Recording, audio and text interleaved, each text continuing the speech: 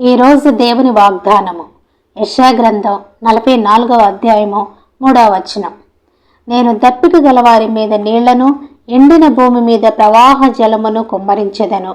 ఇశ్రాయేలీలు scene అరణ్యము నుండి బయలుదేరి రెఫీ దీవులో ఉన్నప్పుడు త్రాగటానికి నీళ్లు లేక దప్పిగొని చనిపోయే స్థితికి వెళ్ళిపోయారు. మోషే దేవునికి మొరపెట్టినప్పుడు దేవుడు హోరేబులోని బండ మీద మోషేకు ఎదురుగా నిలబడి ఆ బండ నుండి నీటిని ఎంతగా అంటే సముద్రమంత సమృద్ధిగా నీటికి ఇచ్చి వారి శారీరక దప్పికను తీర్చాడు. దుప్పి నీటి వాగులకు ఆశపడుతున్న రీతిలో దావీదు మహారాజు దేవుని కొరకు దప్పిక కలిగి ఉన్నాడు. భూమి మీద ప్రతి మనిషి ఏదో ఒక విషయంలో లేమి కలిగి దాన్ని పొందుకోవాలనే ఆశ, దప్పిక, తృష్ణ కలిగి ఉంటాడు. అది ధనం మీదే కానీ, పదవి మీదే కానీ, ఆరోగ్య విషయంలోనే కానీ, పిల్లల భవిష్యత్తే కానీ, కుటుంబంలో రక్షణ విషయమే కానీ అయి ఉండవచ్చు. వీటిని పొందుకోవటంలో దప్పికను కలిగి ఉంటాం.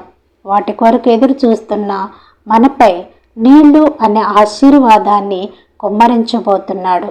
అంతేకాదు, మన అవసరతల కొరకు ప్రార్థించి పొందుకోలేక ఆలస్యం వల్ల అవిశ్వాసంతో నీ ఆత్మీయ స్థితి ఎండిపోయి నిరాశతో ఉన్నావా? నీపై ఆత్మవర్షాన్ని మెండుగా కుమ్మరించబోతున్నాడు. నన్ను ప్రార్థించు. ప్రార్థన.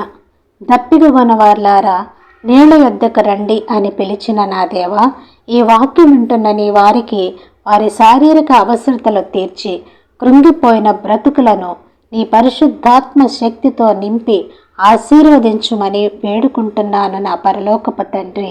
ఆమేన్. దేవుడు మిమ్మలను, మీ కుటుంబాలను ఆశీర్వదించునుగాక.